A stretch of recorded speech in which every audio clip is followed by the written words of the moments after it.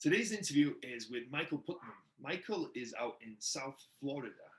Micheal invests in multifamily properties. He had an interesting first property, which turned out to be a great success. So he talks us through that one and kind of what's next from him, and all the success he's had and what kind of led to that. So really interesting story, along with starting a paint company from scratch. So, and he still runs that as well. So really interesting story in today's interview. So stick around for all of that.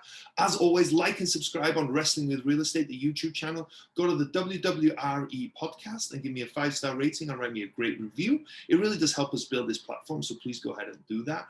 And I'm looking to speak to as many of you as possible. If you're interested in real estate in whatever capacity that is, I'd love to get to know you, see if there's any way whatsoever I can help you. So go to the link in the description down below, or go to the website wrestlingwithrealestate.com and sign up there. But before all of that, enjoy today's awesome interview with Micheal Putman.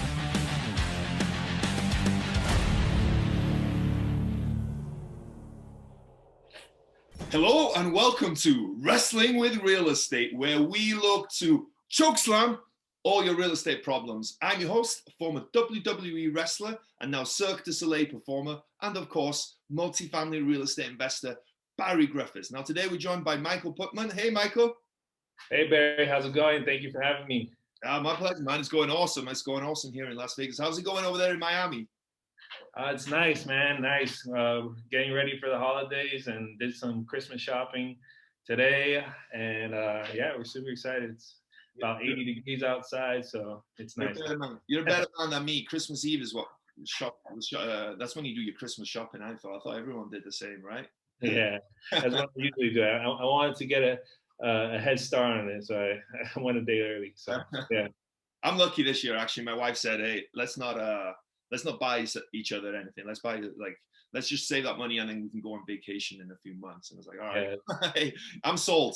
You don't have to tell me that again. But I feel I've still got to get us something, right? Because Christmas Day comes around, and if I don't get her anything, I know we said let's not get anything, but I expected something. So right. I'll get cool. Well, hey, thanks for making the time. Like I said, I really appreciate it. It's going to be a fun interview. Before we kind of jump into it and talk about everything that's been going on with you, can you give us an idea about what you've been up to, what you have going on, and what your current focus is right now? So right now we just closed on a 22-unit property in Valdosta, and super exciting property because it's in a military community, so a lot of military families, but it's also close to Valdosta State, so we have some students and then just some local families there. And right now we're just we have 2 vacancies out of the 22, so we're looking to renovate them the first week of January. Just kind of giving the guys the time off during the holidays.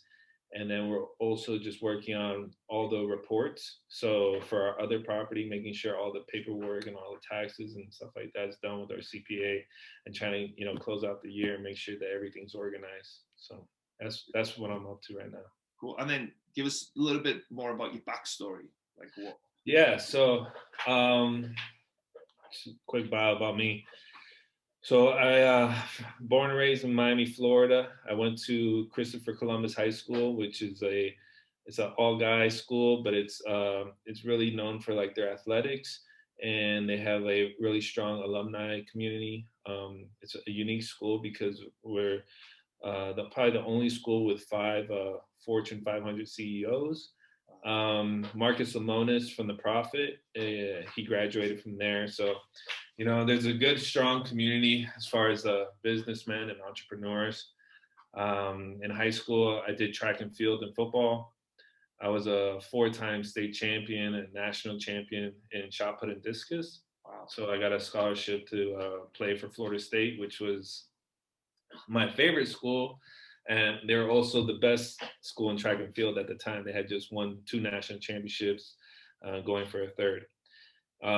So at Florida State, I studied international affairs, and I got a degree in that, but I really don't do anything that relates to it. And then I wanted to get a 2nd degree, so I really liked real estate. I started taking the real estate classes. Part of the real estate major was to do an internship So I did an internship at a local property management company in Tallahassee. It was called Stadium Property Rentals. And it was three brothers that they basically how it started was somehow I think it was their parents or they inherited like $200,000 and they were able to flip that $200,000 into 300 single family homes. And they had just started buying multis in Tallahassee. This was back in 2010. Um, so they basically just had me do like paperwork and go to like on-site visits to look at the tenants, just kind of check on the property, see, if there was work orders, just kind of like just see how it was. And but that really sparked my interest in real estate. I was really good at the real estate classes, but not so good at like the finance and the accounting classes. So I struggled with that. Um, After track and field, once it was all over, I didn't really know what I wanted to do as far as work. I liked real estate, but I mean, I guess at the time it was either be a real estate investor, which I didn't have any money, or be a realtor. And so I didn't end up doing that. My girlfriend at the time, which is my wife now, her dad was in the automotive coding business. So I thought maybe I should learn something about that. I had been with her for about like 9 years at the time, so maybe I should learn something about paint. And I applied for a job, and I became a manager at Ppg Paints, which is it's kind of like Sharon Williams. Was a store manager there for a year, and I didn't really like doing the whole 9 to 5. So I saw like some of our customers, the paint contractors, they had like nice trucks and they were doing well. And I figured I can do the same thing if I started my own business. So I ended up just like one day, just kind of like leaving my job and telling my parents I'm not going to be working at PPG anymore. I'm going to start my own business. So I started my paint contracting business in 2015. It was called Florida Coatings. It's now called Florida Coatings Pro. I had a partner at the time. Now I don't. On my own now. But I started Florida Coatings Pro in 2018 and started the real estate business in 2020, which is Putman Holdings. So that's kind of like a quick. That's awesome. Yeah, there's a lot of interesting stuff. A lot of interesting stuff there.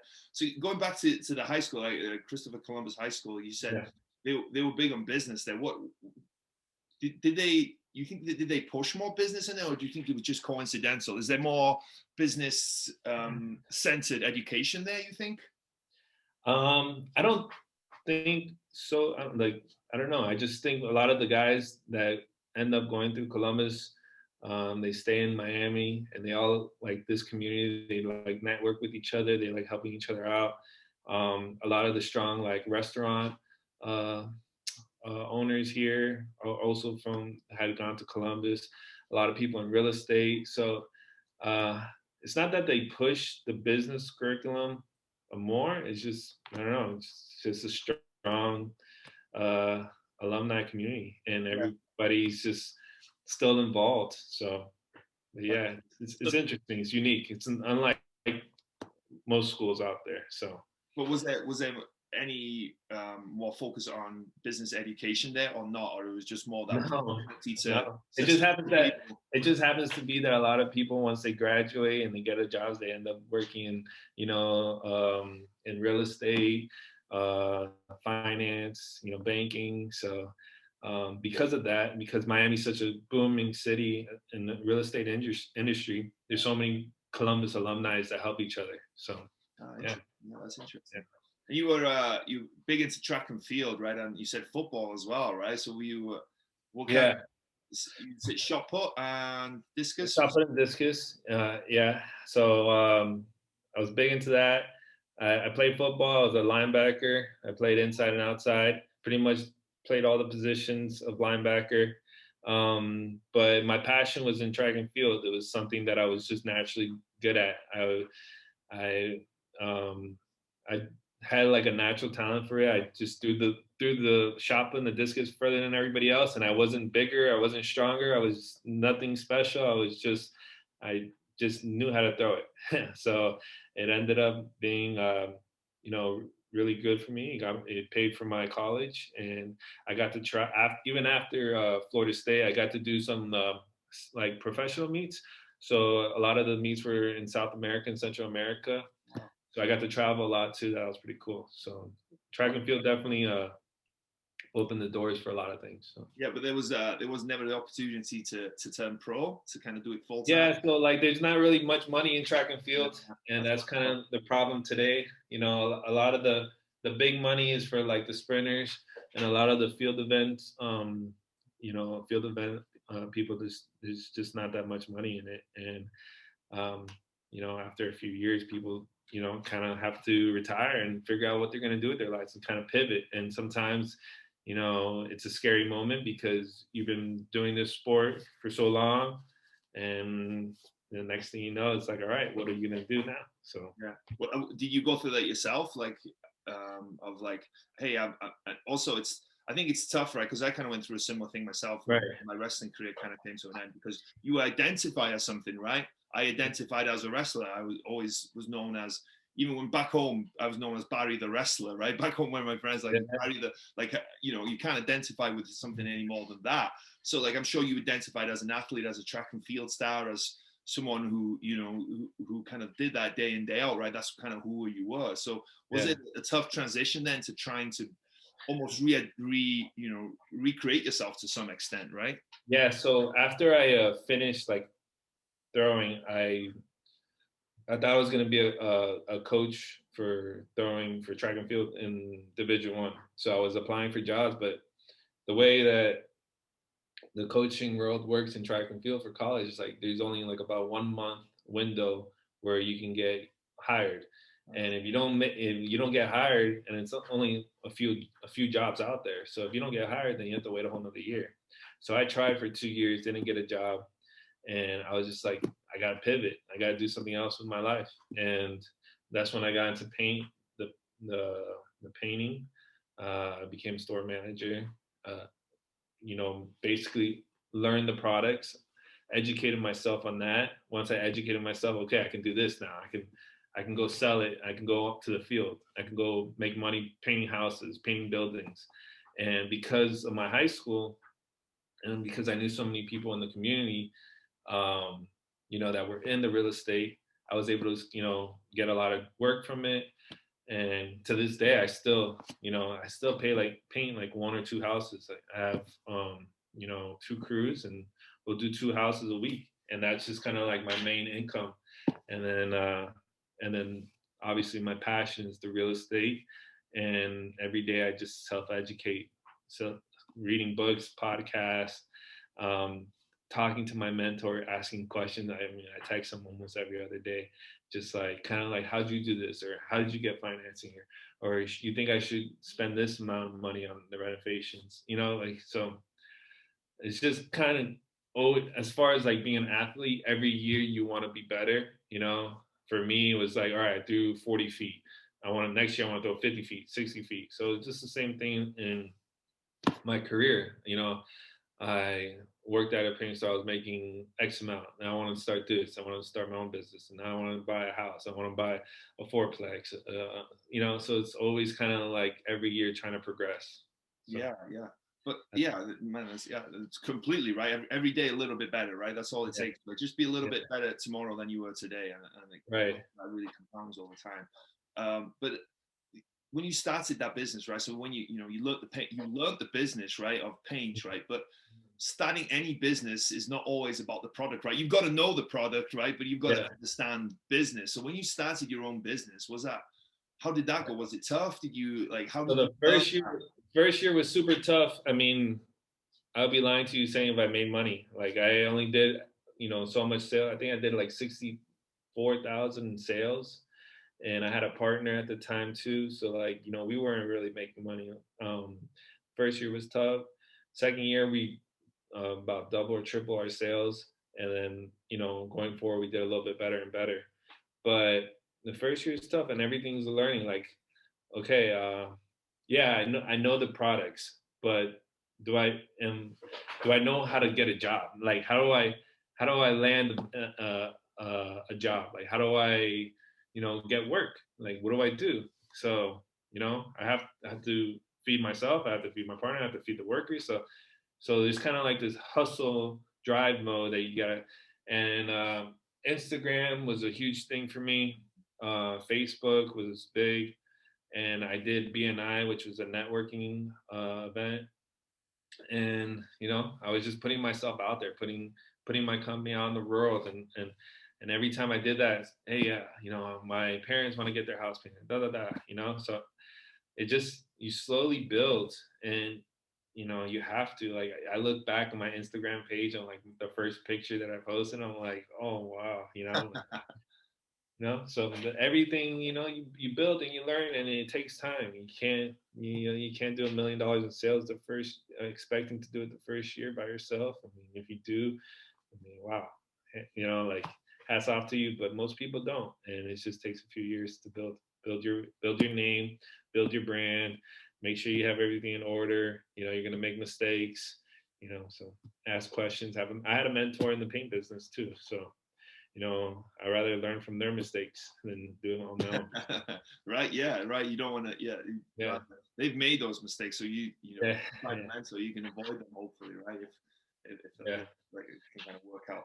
But the reason I was asking that was because this, real estate is a business, right? You buy a multifamily property, you find a single family property, whether you like it or not, you have a business, right? It's a piece of property, but ultimately it's a business, right? And you want to try to learn from them. And a lot of people, when they start out, that's what they're starting out on, right? They're starting on the rental property business, or they're starting on the flipping business, right? It's a business. So, you gave some good insight in there, right? And it's like you said, right? You've got to build on that, right? You don't start with a $10 million portfolio, right? Unless you're filthy rich, right?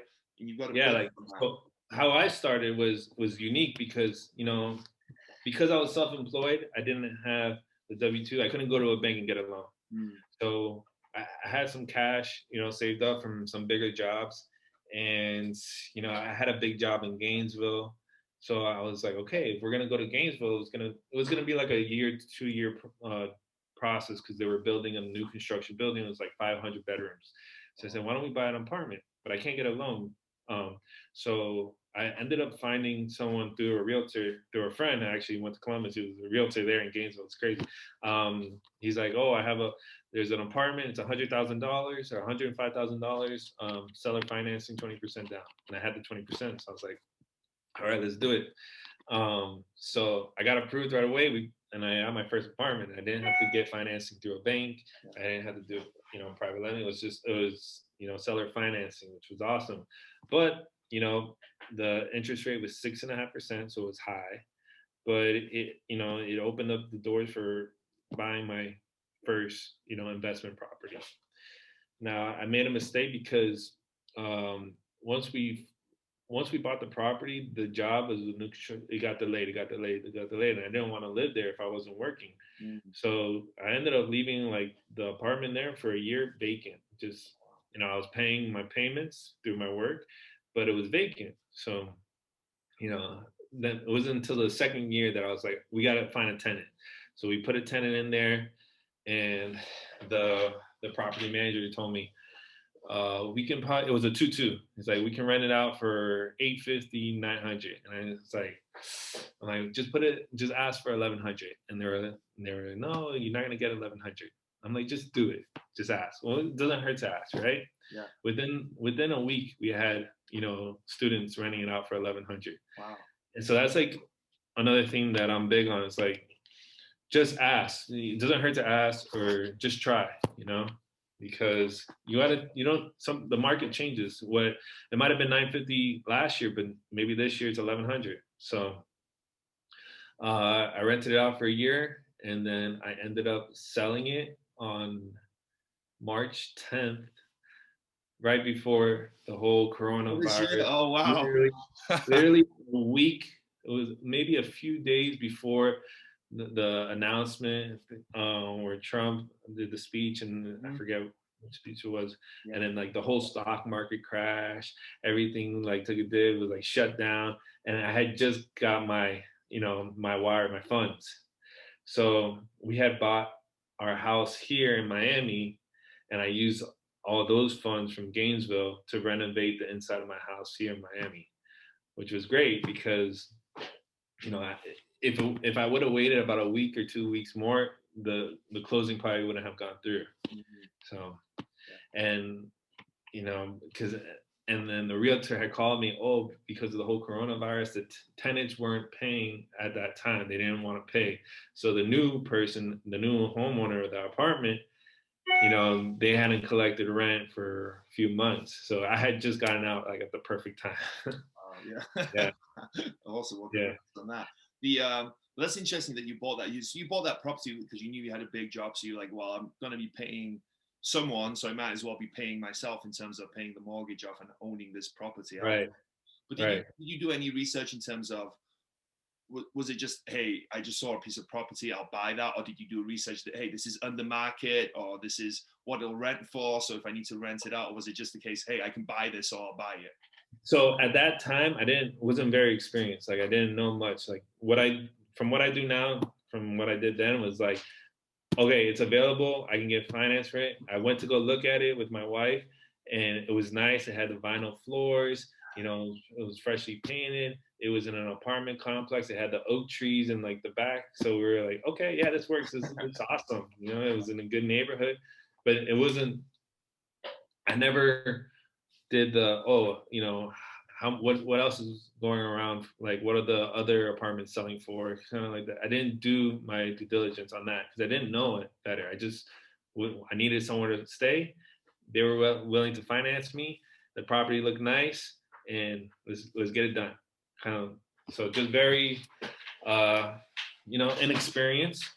But I ended up selling that apartment. So I bought it for 105. I paid for the first year. I was making payments myself. The second year, I rented out, so I was using the tenants to pay for the mortgage.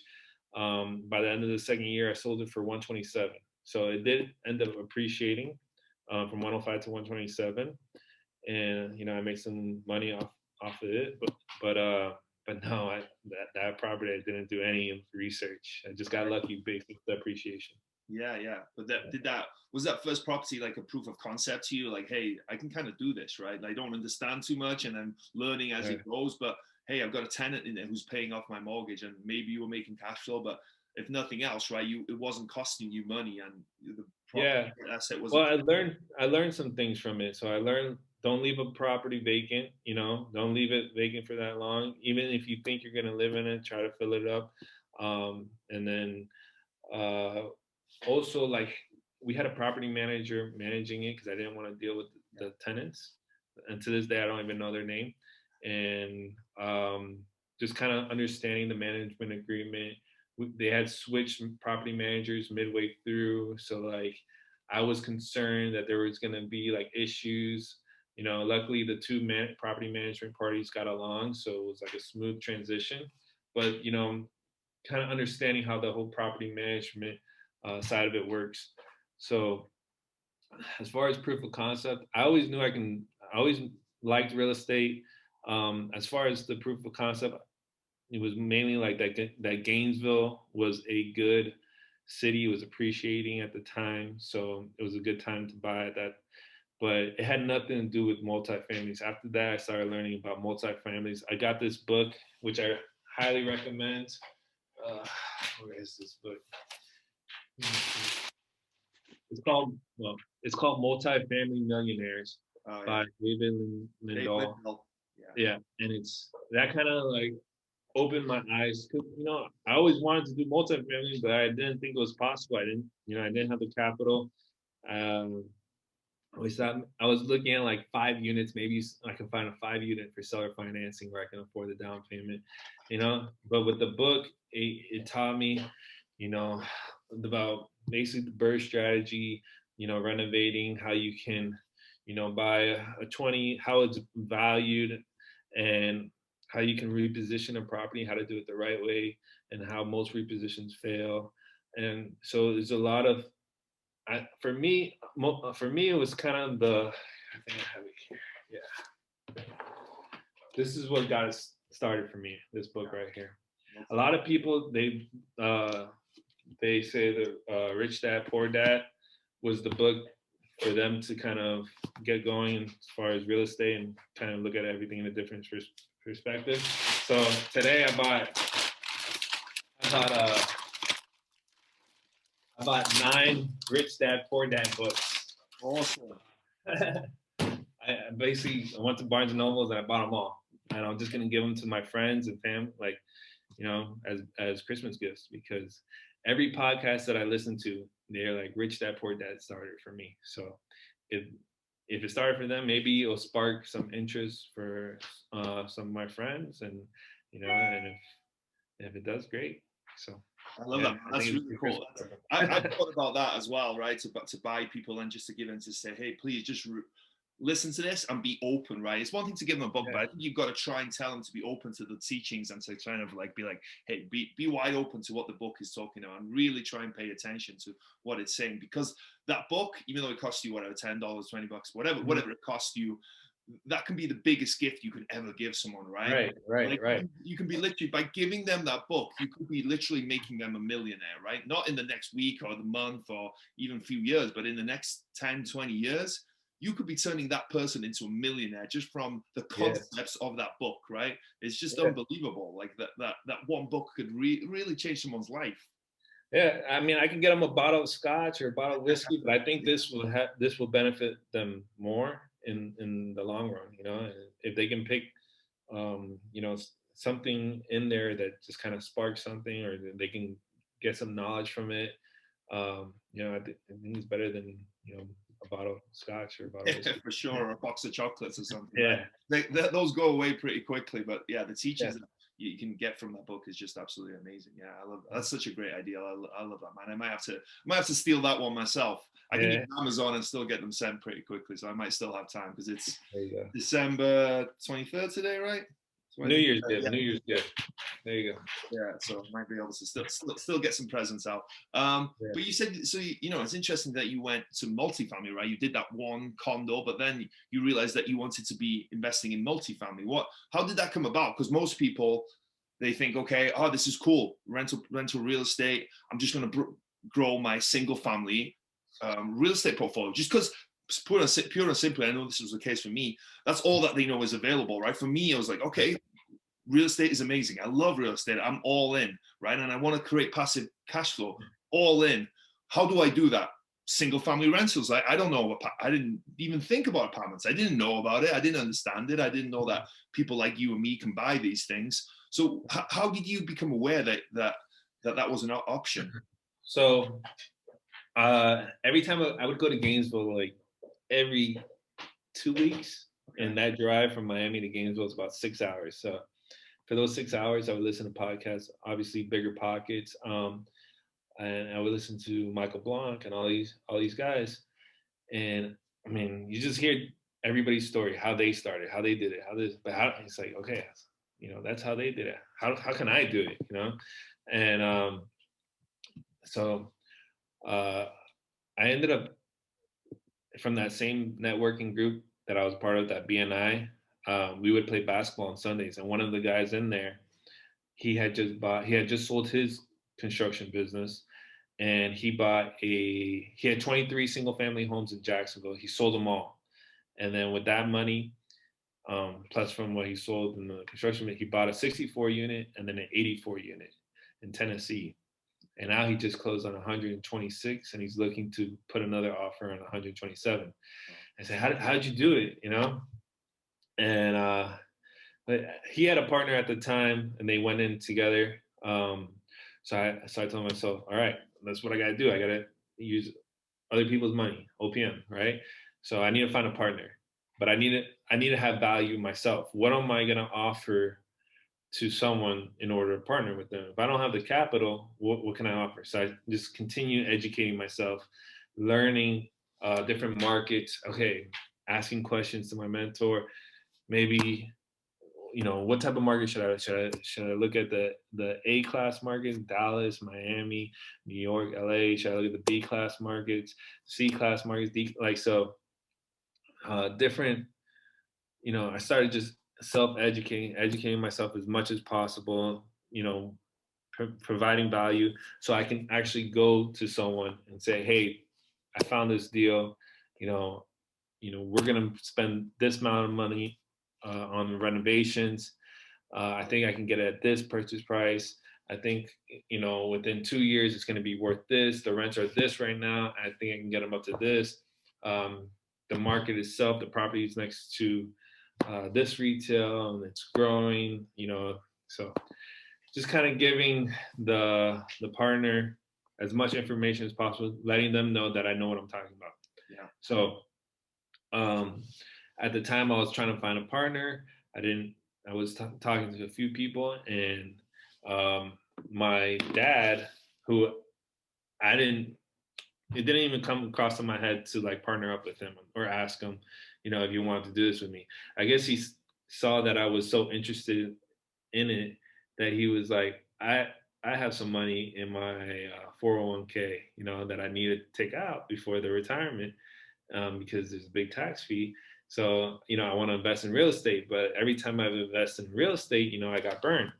So he's a pilot, and so I was able to offer him, like a strategy on how to buy a property. He was able to provide the funds to purchase the property. So I said, all right, let's do it. And my wife, who's also, she got a degree in management, a degree in marketing. She's super detailed as far as like organized. She's in charge of all the reporting because I'm not good at accounting. I'm not good at finances. So, we all have our strengths that we contribute. So then I was looking for properties. I found this one property in Pensacola.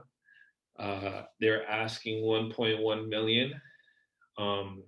It was a cash offer because half of the property was vacant, and basically the person that owned it, he was actually from Miami. I don't know him, but he never like put any money into the property. He bought the property and let it sit, and the tenants in there, like, these vacant units had mold. It was just like the drywalls had like holes in them. Everything had to kind of get replaced, but the foundation itself was really good. So it was a lot of just cosmetic renovations. We ended up purchasing the property for $875. So we got quite a bit under asking. We put a new roof, which was $30,000, and we renovated out of the 18. We renovated 9 or 10 of them for about between $10,000 to $15,000 per unit. The average rents were $576, and I'm now listing them at $1,100, and they're being rented out at $1,100. So it's like a home run. And the property itself, I would say the property was like a D class property in a B class neighborhood. Mm-hmm. So like when we showed up, my wife and I, like once we walked the property, we kind of felt a little overwhelmed. Like, oh, what did we do here? When we saw like the mildew all over the brick, the mold in the inside, it was just kind of like, all right, we got our hands full here. We ended up getting an Airbnb for 2 months, and we packed our bags, got an Airbnb, stayed there. We got hit by a hurricane while we were there, the big hurricane that was in Pensacola. Nothing happened to the property. A few trees fell, but the property itself was good. And once one of the units was ready to live in, we got an air mattress and we just stayed in the property. And we just waited until all like our guys were there. So like, because I'm in the painting business, I know a lot of people in the trade. So I brought my people from Miami. We renovated it instead of hiring a GC locally. We probably only, just for the roof and the landscaping, we subbed out to a local subcontractors there. But everything else we did, in-house. And yeah, like this is all during the whole coronavirus. This happened. It's not that recent. So when did you close on it? We closed on August 16th. Wow. And we finished renovating by October, I think it was. So just yeah. back. And November, we bought the 22 unit in Valdosta. And now I'm looking at a 32 unit. I just put in LOI and they countered, but I'm waiting. I'm sitting on it. Oh, man, that's So, all, yeah, that's really interesting. So many cool things in that first one, right? yeah, the first one's really the learning, like you're learning a lot, right? So, um, I did a big pre-order with Home Depot, and when it was time to pick it up, half of the items weren't available. So then you're kind of like scrambling because your workers are there and you don't want them to stop working. So then you just in scramble mode. You got to make it work. So we ended up going Lowe's, Home Depot. Then our appliances ended up getting back ordered. They were supposed to be available, and we had to scramble with that. So it's not easy to find 9 sets of stainless steel appliances locally, and we ended up going to different Lowe's all over Pensacola, even in Mobile, to pick up some stainless steel appliances. And there was a lot of things that I even kind of underestimated, like the windows. A lot of the windows had like this mildew, this mist in between. It was like double pane, so we had to replace a lot of windows, AC units that we had to replace that I underestimated. So it was a big learning curve. So now for the second property, the Valdosta one, I'm like, all right, make sure you check the windows, check the AC units, check the sinks. So you get sharper for each one, but I mean that's how you learn. Yeah, well, on that first one, there's a lot of stuff. I love, first and foremost, that you went from a condo to multifamily, right? I love that. I think most people feel like they've got to, get a good amount of experience in single family and do whatever, right, before going into multifamily. But I don't think that's the case, right? Because it's essentially real estate, right? And you can learn to do anything you want. So I love that you do that. But I love that you didn't let the lack of capital stop you, right? I hear that all the time. I can't invest in real estate because I don't have any money. Well, Right. you realize that, but you realized also that I can make this work because one, you're educating yourself, right? And we talked about this before, like before we got on the call, like you're listening to podcasts all day long and YouTube and educating and filling your ears full of people that are doing it instead of people telling you that they can't, right? And how they've done it and educating, so you know that it's possible, right? So you just, so not only did you realize, okay, I don't have the capital, but I that's not an issue. That's not going to stop me. But also you realize, okay, what can I need to bring something. If I don't have the capital, I need to bring something. And I love that because that's so smart, right? So, just because you don't have the capital, there's plenty of paths that go into doing deals, even single family homes, even flips, even wholesales, right?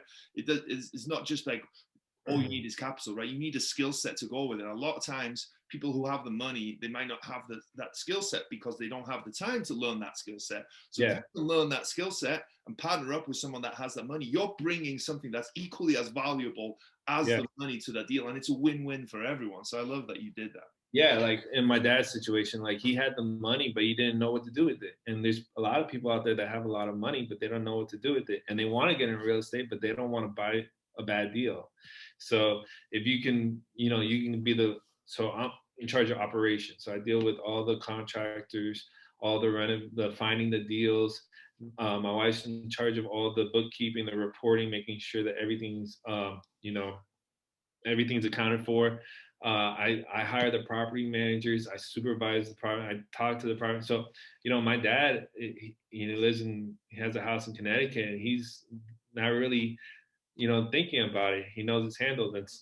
But he does call and ask, and he wants to kind of like be involved and and know what's going on. But he has 100% trust in us because I was able to prove to him, that this is a good deal. This property is next to a Whole Foods, it's next to Starbucks, next to Chick-fil-A, it's next to a hospital, it's next to UWF, so the renter, we're at 560. There's a property 2 doors down that's going for 750 unrenovated. The ones that are renovated are going for 1,000. So I was able to show them that. And then the biggest thing is once we did get it renovated and once we did see some traction of like potential tenants, we put a lockbox and we were getting a lot of people like a lot of showings. And once we signed a few leases, that kind of like check mark, like you see, we it was like the proof. It was like it worked. What we planned, it's kind of like that self um, gratification that we got. And from there, he was like, okay, what's the next one? What was the next property? So the Valdosta one, which is that one, we got it for $100,000 per unit, but they're 3 bedrooms, 2 baths, so they're huge. The Pensacola one was a 1 bedroom, 1 bath that we got for like 48,000 a unit, and the Valdosta one, the rents are at $800 for 3 bedroom, 2 bath, and it's all like military families, and well, the market, a 3 bedroom, 2 bath unrenovated there is $1,300, $1,400, $1,500. So I know right off the bat, without even having to do renovations, I'm already listing it at $1,150 just with paint, and I already got 7 inquiries of people that want to check it out to do a showing. So there's still deals out there, and I like my deals or my properties to kind of be in growing cities that are not too big, that they have some type of military influence in it, military active military base, a college or campus there, so where it has a lot of banks, Starbucks, Chick-fil-A, Publix. If there's a Whole Food, great, but it's hard to find.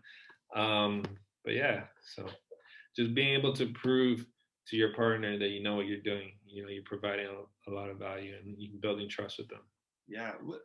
So obviously you talked about there what your criteria is. It's in a little bit small, not the big cities, but slightly smaller areas. But that they have good demographic trends there, and they have all things that you mentioned, right? College, military influence there.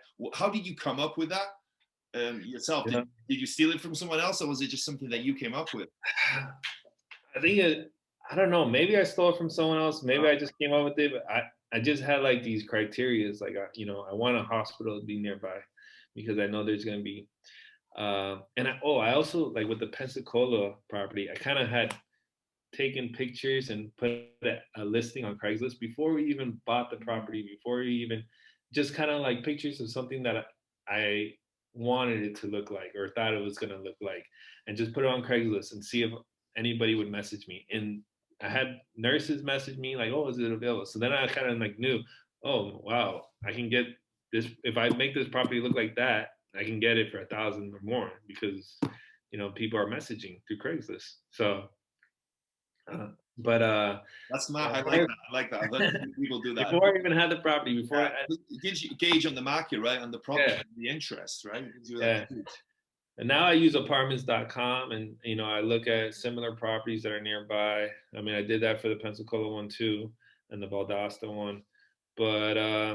But yeah, as far as the criteria, I think I just a big hospital, an active military base, a university, and some good retail like Starbucks, Chick-fil-A, and Publix. I mean, you're going to be investing in an area that's growing. So I'd never been to Pensacola. I'd never been to Valdosta.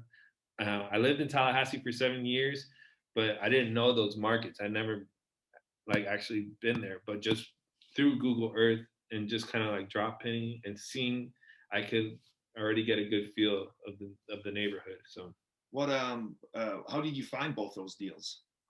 So the Pensacola one was through a broker website. Something? What? Something? What was the SVN? Okay. And then the Valdosta one was on LoopNet. And a lot of people say, LoopNet is like a place where deals go to die, right? You're not gonna find a good deal. And my mentor properties on LoopNet. This property was on LoopNet for about 2 months. And it just made sense. It had everything, all my criteria checked mark. The rents were, at $800, $850 for a 3-2 when in the neighborhood is $1,300. So it made sense. We put an LOI. The LOI, they countered. And then my wife and I, we went to Valdosta to check out the neighborhood, and the neighborhood was super nice. Like everybody's houses, like the landscape was very well kept. You know, it was just a lot of like children in the street playing. It just feel like a safe area, like a lot safer and nicer than the Pensacola property. So, you know, it made sense for us. And, you know, in the back of my head, I'm like, man, why hasn't nobody bought this? And, you know, it's been on LoopNet, but, you know, if it makes sense, then I don't see why not to put an offer on it. Yeah. Hey man, I don't know if you're moving your hands or something, but it's affecting the microphone. It's like coming and crackling. Yeah. So thank you. I don't want anyone to miss all the good stuff that you were sharing. So both the properties were on market. They weren't off market or anything, like they were both on market. Yeah, both of them were on market. The SVN one wasn't on LoopNet or Realtor like that. So if you don't know about that website, it would probably be a little bit harder to find. And it's funny, the Pensacola property, someone messaged me last night on Instagram saying, hey, we went to go visit that property and we put an offer on that property, but we didn't have the same vision that you guys had. And he's like, you guys did a great job. And so I went on their Instagram, and yeah, there's a video of them looking at the same property. I'm like, man, we got lucky because there were other offers on the property. So did you guys get it because you were cash? What was the reason you guys got it? Yeah, I honestly think so, because, you know, not a lot of people have that much cash to put up, and it's risky putting that much cash. So, you know, and especially when the property's half vacant. So if you're gonna buy a property, and as far as like the renovation costs, you know, overestimate. For example, I thought it was gonna be like 120,000 in renovation costs. It ended up being 200,000. So it still makes a lot of sense, because at 875 plus 200, you're looking at 1.1, and we're looking to either sell it or do a cash out refinance at like 2.5. You know, once it's all stabilized. So yeah, it makes sense, but you know, you don't want to. What's that? Go ahead. Sorry, you don't want to. Like you don't want to under budget, or, you know, just always over budget. And for the Pensacola property, I under budget the windows and the AC units. So, you know, I just didn't. And as far as the inspection, my dad went for the inspection on site, but I didn't go. Oh. And we had an inspector looked at it, but, you know, there was just some things that I missed. You know, I underbid. So for the Valdosta inspection, I was there. You know, I made sure everything looks good. But, you know, if you're gonna buy a property, and, you know, as far as the inspection go, I would always recommend to be there on inspection day and to check out the property yourself. Yeah. Well, so you financed the purchase through your dad, right? Did he essentially purchase that? And then did he also finance the renovation budget as well? How were you financing everything? So that one we did all cash. As far as the purchase and the renovation, the Valdosta property we financed, which was 25% down, and an amortization of 20 years with an interest of about 4.2. So, okay. Yeah. So, and then the next one that we're gonna do, we're either gonna wait till we stabilize the Pensacola one and do a cash out refi and use that money to buy the next one, or we can just take out a line of credit and then put a down payment on the next one. So, but I love that. Like, it just shows you what's possible, right? On that first one, right? That first deal that you did, right? And I don't think this should be people's expectation of the first deal that they did, right? But at the same time, like, you're all in for, like, what do you say, about 1.1 or something like that? Even if let's say 1.2 even, right? And the valuation's well over 2 million, right? That's 2.5. That's over $1 million worth of value that you know, $1.3 million worth of value that you've created, right? That goes to show you that one deal can really change your life, right? And you guys did it all cash, but, you know, there are other options out there, right? You could have done a bridge loan, or maybe, you know, private investors or something like that, right? There are other options for people. Well, this one was tough because it was half vacant. Yeah. So on this, you would have to do a cash deal. But yeah, you can get a private lending. Um, and then as far as what I was gonna say, I forgot what I was gonna say. But as far as financing, you know, for the Valdosta one, you have to have experience. And we had just bought the Pensacola property, and it only been 2-3 months of multifamily experience. But if you use a property manager, a third-party property manager, which I recommend you use a third-party property manager because you don't want to be dealing with tenants, then you can use their experience as far as the financing. So I don't know if some of your viewers knew that or not, but you can use the property management company for your experience when it comes to finance. Okay, because that's what the for people don't maybe understand is the people financing the deal, the lenders, whoever you're going through, they want to see that you have experience, right? Because they worry about their money, right? It's different to buying a single family home, right? Even though it's kind of the concept is the same. When you have 24 units, that's 24 problems that you can have. There's a lot that can go wrong, right? So they want to know that you can manage it, that you can operate it, that you're going to be able to service that debt, right? That you're going to every month that they're going to get that payment, and ultimately that they're going to get their money back in the long term. So they need to know that you have that experience, because if you don't, you could lose their money for them. But what you can do is it doesn't need to be your experience, like you guys did. You use the property manager's experience, right? Or you can partner up with someone that has experience, right? There's a number of different ways to do it. So I think thanks for sharing them. I think that's important. Interestingly, out on that first deal, going back to that first deal, you guys, they were asking 1.1. How were you able to negotiate? What is that? Nearly over $200,000 of discount on that one. I think I put an offer. They asked 1.1. I just threw a number at them at 900. My numbers said it was worth 975. But I put an offer at 900, and they said 950. We just held, and that's another thing. If you hold, you're taking the risk of someone else coming in, but I knew not that many people had the cash to buy that property and had been on the market for about 3 months. So I was just patient with it. I waited about 2-3 weeks, and then finally they said we'll do it for 900. And then after an inspection, I asked for another, I think it was like $50,000 off. Said then, we needed this money to fix this, to fix the roof, and they gave us like 25,000, half of it. So we ended up at 875. So, and my numbers were saying that the property was worth like about 950, 975. But so we got it at a good price because it was cash, and because we were patient, we held, and then we always asked for some money back after inspections. Always ask. What are they gonna say? No, you don't lose anything, but you might make, like the Valdosta property. I asked for $30,000, and then after inspection they gave us about half of it. So. And that's money that you can use for your vacant units to renovate it and to fix whatever other problems that the property has, and as far as inspections.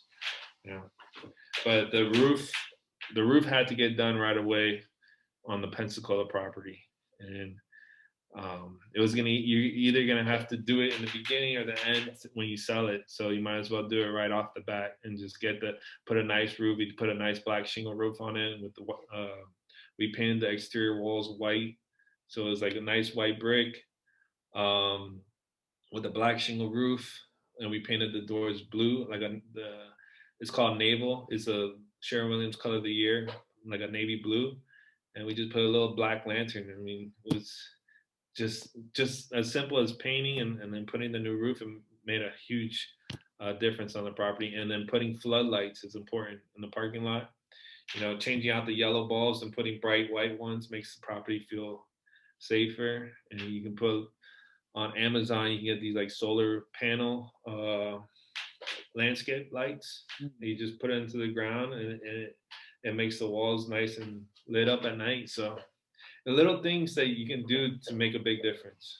Yeah. Well, how do you guys come up with those ideas? Obviously, you've done one property, but this is pretty much quickly after that first one, right? It's not like you have 10 years of experience. You have experience for sure. I'm not denying Right. that. I'm saying to learn those things, how was it through mentors? Was it just knowing? Was it just research?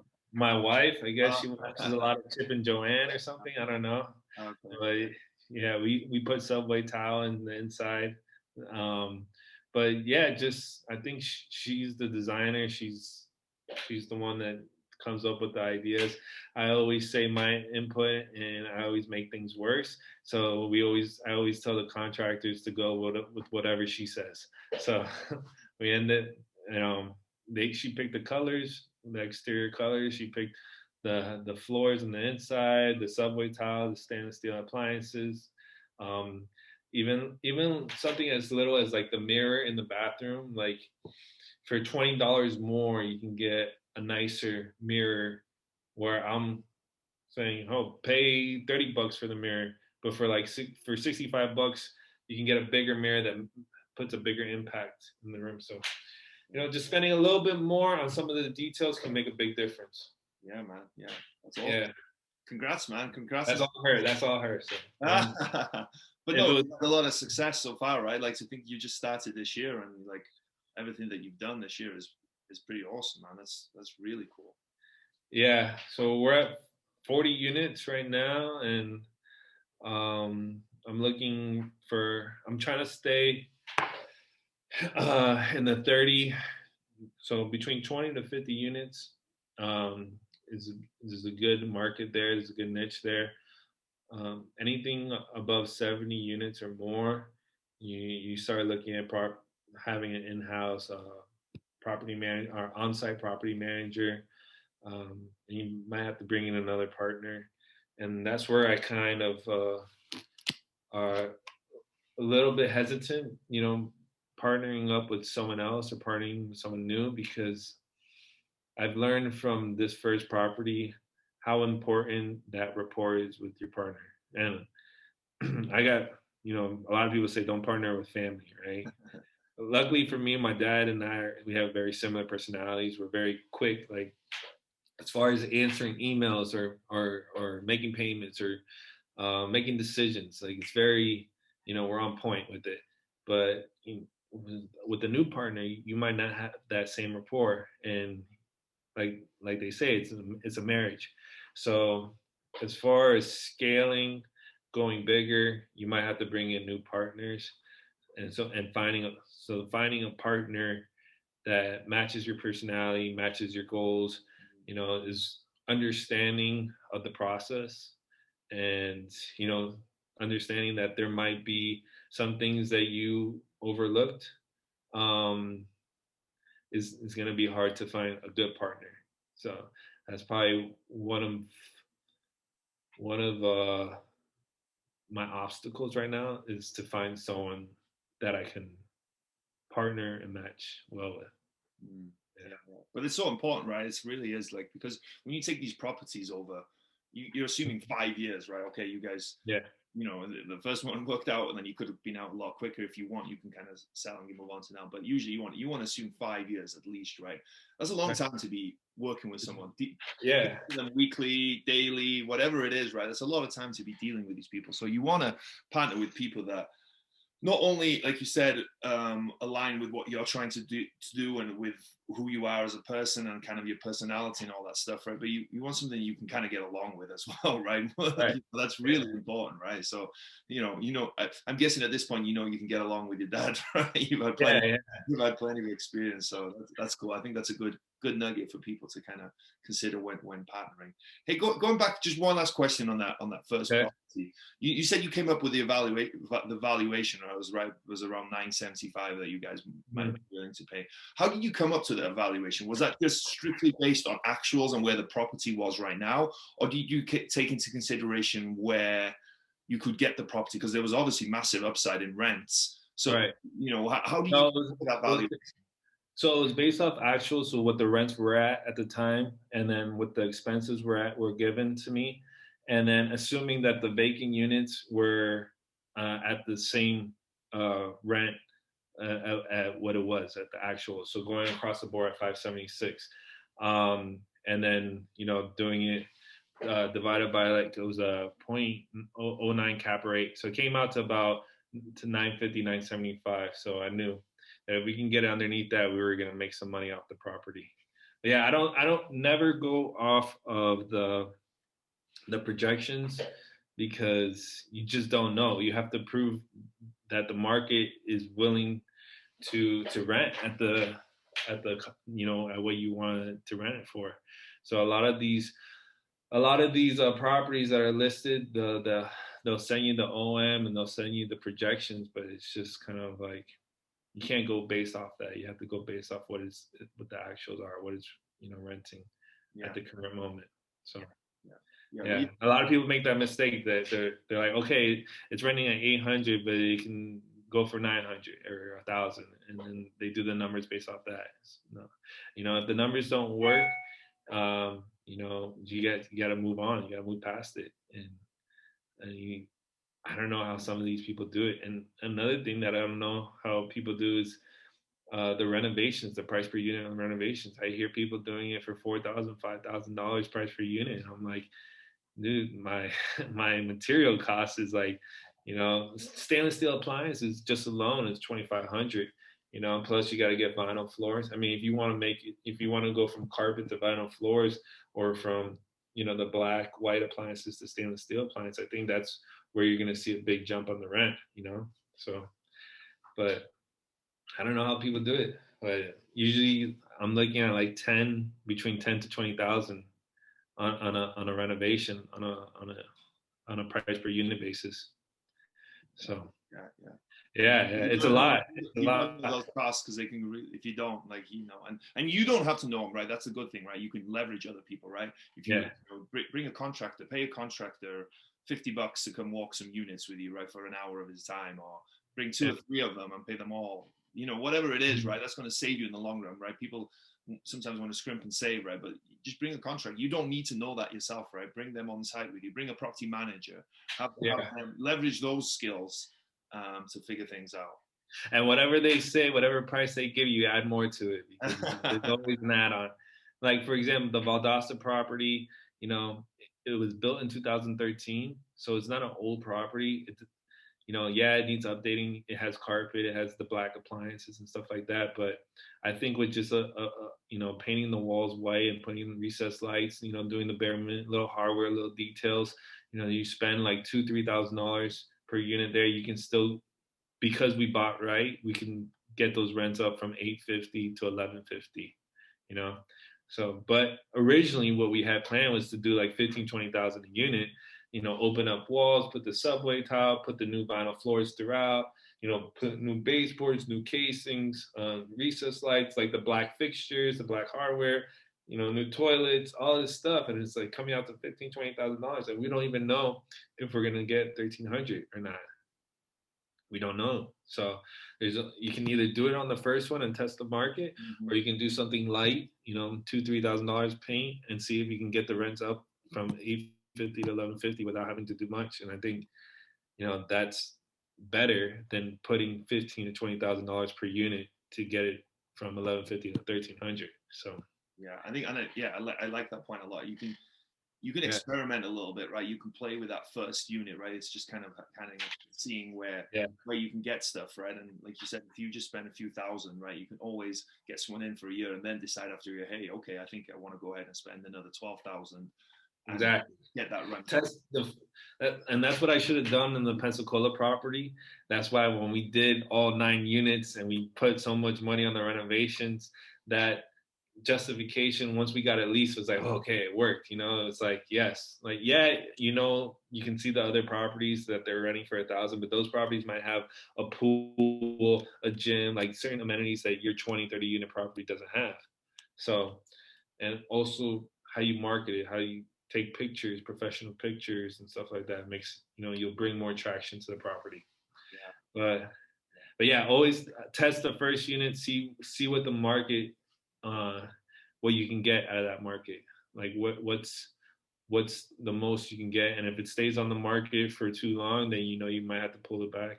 So and if it goes right away, maybe you can bump it up even more without even having to do anything more. So Yeah, interesting, Yeah. man. This is awesome, man. I love this. This is so interesting. Like, I love going into this kind of detail and this kind of information, man. I appreciate you sharing, man. Your Yeah. story is cool, man. I really like your story. You got a cool story. How how you've managed to do anything. You're obviously an athlete. It resonated with you. You identified as an athlete, then you were able to pivot and figure things out.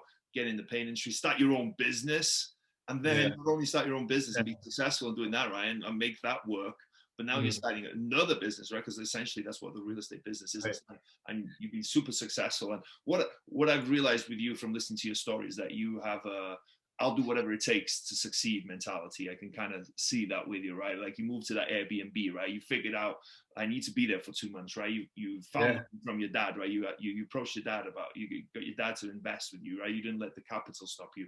You went from owning a condo to owning 40 units pretty quickly, right? It's you know what I mean. It's you have a winner's And for those for the people that are out there that are wondering how to get the capital, I was lucky that my dad had the capital, but if I wasn't gonna get it from him, I was gonna do it with someone else. I was gonna partner with someone else, partner with someone that it made sense with, that needed someone like me, someone to operate, someone to find deals. A lot of people ask me, where do you find your deals? How do you find your deals? They don't know. They just, it's not a common thing for people. It's kind of out of the box getting into multifamily. So if you don't have the capital, educate yourself, self-educate, learn as much as possible. Read the Multifamily Millions books, great resource. Find a mentor, ask a lot of questions, and let people know that this is what you want to do. Yeah. A lot of people don't. A lot of people, I want to buy a public storage, unit, but they don't know much about it. Okay, well, you got to educate yourself, and you got to let people know that you want to buy a public storage unit. So, you got to put yourself out there, which is tough for people. So, because if people don't know, right, how will they be able to help you? Exactly. Right? Yeah. Anybody can do it. Anybody can do it. I believe that. Absolutely, man. It's cool. Well, as this show's called Wrestling with Real Estate, I like to ask some wrestling related real estate questions. Right. So the first one is, what would your wrestling name be? If you picked a wrestling name for yourself, what would it be? Probably maybe like the shot put slammer or something like that.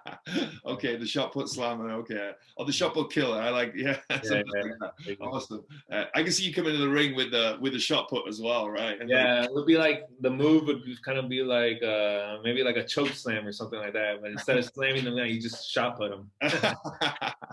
Awesome. Yeah. I love that. So every wrestler has a special move, right? It's their biggest strength.